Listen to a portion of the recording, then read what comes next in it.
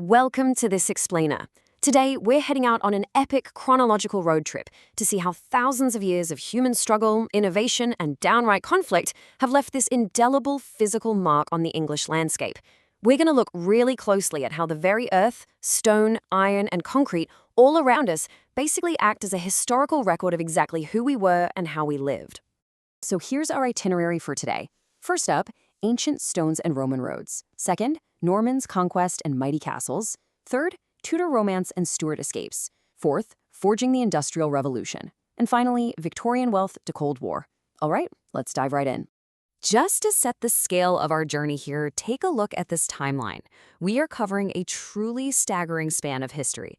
It goes to show that this very same island has been a constant stage for some absolutely profound human adaptation and physical transformation over the millennia.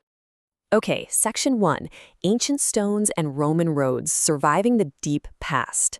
We're kicking things off in prehistory, right on the Salisbury Plain. We're zooming in on the monumental physical effort that it took for ancient farmers to construct Stonehenge way back around 2500 BC. Now, to really grasp the sheer scale of this, you got to think about the mass of these upright sarsen stones. I mean, they weigh up to 25 tons each. That is actually considerably more than the blocks used to build the pyramids in Giza, if you can believe it. And they were dragged from around 20 miles away, while the smaller bluestones, those were brought from a staggering 250 kilometers away in Wales. Just imagine the massive, unified human organization that took, especially for a society that, still had to hunt, farm, and just survive on a daily basis. And the crazy thing is, the macro scale of this effort is totally matched by micro-precision. Because these weren't just crude rocks piled on top of each other. No, this was a precisely fashioned construction kit.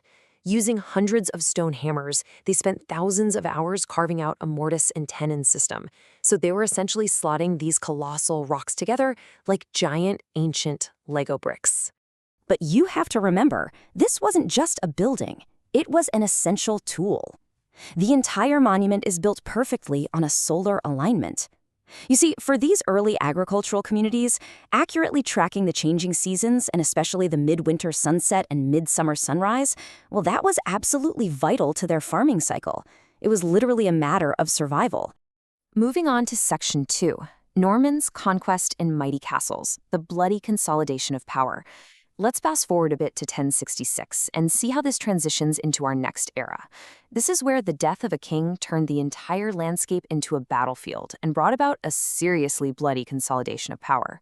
So, at the Battle of Hastings, what we're looking at is a clash of completely different military technologies and, frankly, physical states. Harold Godwin's Englishmen, they were completely exhausted from a prior battle up north. They were relying on this traditional, brutal, close-quarter shield wall, swinging these massive double-handed axes.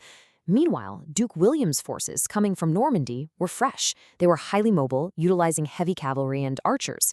And by slowly drawing the English down the hill in a series of feigned retreats, well, the Anglo-Saxon army was just systematically ground out. And William the Conqueror and his descendants, they literally cemented their legacy in stone. I mean, by the time Henry II built the Great Keep at Dover Castle, the walls were up to 6 meters thick.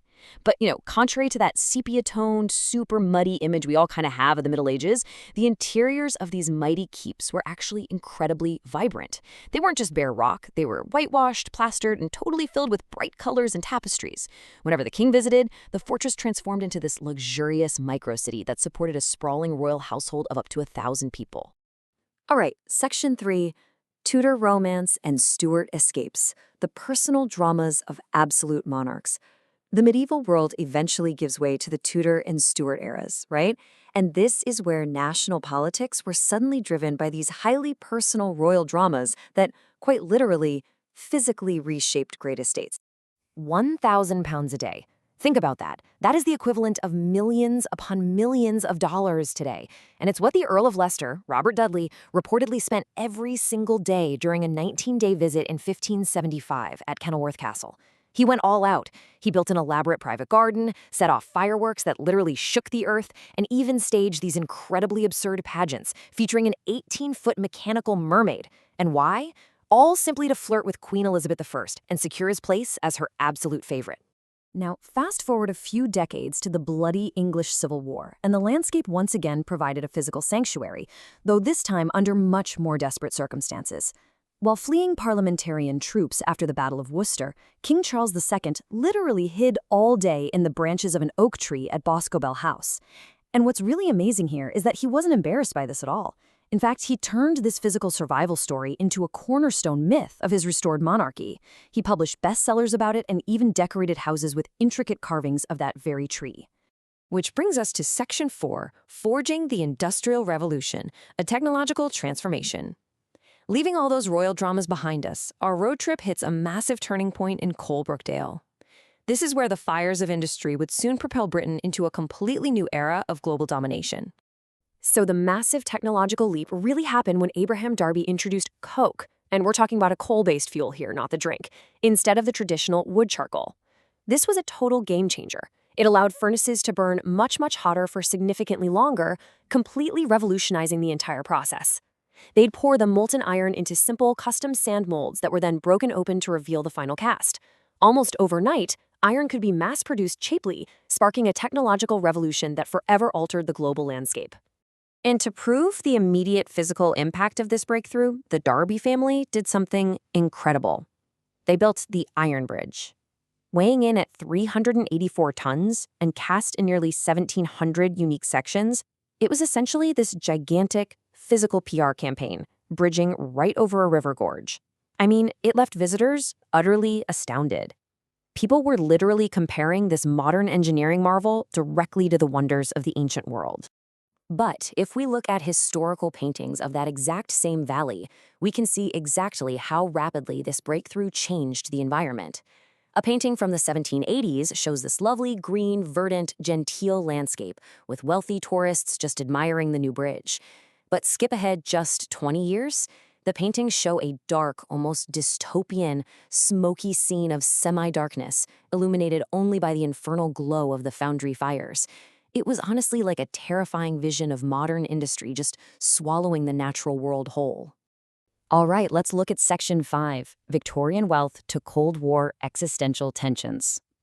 As we get closer to the modern day, we see that the massive fortunes generated by this industrial empire led to some incredibly opulent country estates, but they also eventually ushered in an era of totally unprecedented global anxiety. For example, at Broadsworth Hall, we see the absolute peak of 19th century success. Built in 1863, it features these stunningly complex formal topiary gardens that, get this, require up to 90 tons of organic matter a year just to maintain. But the immense wealth on display there is actually tethered to a much broader, much darker global reality. Hidden quietly away in the library is an old 18th century encyclopedia detailing the enslaved labor on Caribbean sugar plantations, and that was the very trade that funded the family's fortunes generations earlier. It's a pretty powerful reminder of exactly what went into building and maintaining these sprawling physical estates. So let's move to our final era and see how this all builds into the late 20th century. The grandeur of the Victorian era definitely faded through the World Wars, giving way to a totally new kind of physical structure, the subterranean Cold War bunker. Because by 1961, the very real threat of nuclear Armageddon meant the government had to physically carve defense networks directly into the earth. Deep underground, ordinary civilian volunteers of the Royal Observer Corps stood behind these glass screens, literally writing data backwards so that scientific advisors could read it clearly from the other side. They were using simple headsets and basic protractors on triangulation tables to manually plot the angles of potential atomic bomb drops. It's just an astonishing relic of analog human effort, facing down unimaginable technological destruction.